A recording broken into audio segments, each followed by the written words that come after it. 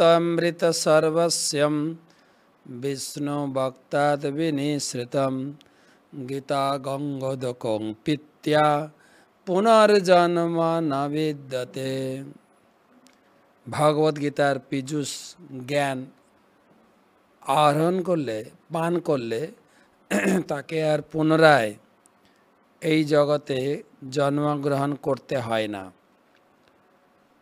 একপঞ্চতিতম শ্লোক, একাদশ অধ্যায়, বিশ্বরূপ দর্শন যোগ।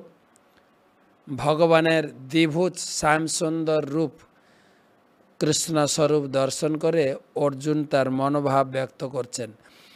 অর্জুন উবাচ দৃষ্টেদং মানুষম রূপম তব সৌম্যম জনার্দন ইদানীমস্মি সংবিত্য সচেতা প্রকৃতিম গতঃ। অর্জুন বললেন, হে জনার্দন, তোমার এই সৌম্য মানুষমূর্তি দর্শন করে এখন আমার চিত্ত স্থির হলো, আমি প্রকৃতস্থ হলাম। কৃষ্ণের যতক খেলা তার মধ্যে নরনীলা, নরবপু তাহার স্বরূপ। ভগবানের প্রকৃত গোলক বৃন্দাবনের নিত্য রূপ হচ্ছে দ্বিভুজ শ্যামসুন্দর স্বরূপ, বংশীধারী, গোলক বিহারী, গোবর্ধনধারী। সেই দাপর যুগে সেই স্বরূপ নিয়ে ভগবান অবতীর্ণ হয়েছিলেন। কেবল যুদ্ধক্ষেত্রে অর্জুনকে এবং সারা যুদ্ধক্ষেত্রের সমস্ত সৈন্যকে বিমোহিত করার জন্য তিনি বিশ্বরূপ দর্শন করাচ্ছিলেন।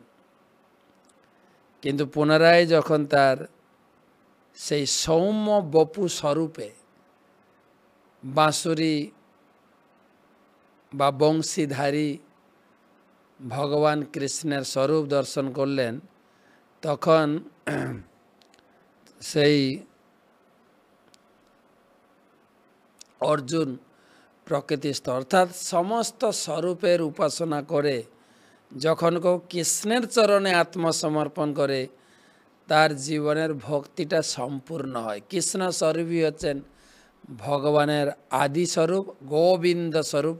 গোবিন্দম আদি পুরুষম তমহং ভজামি।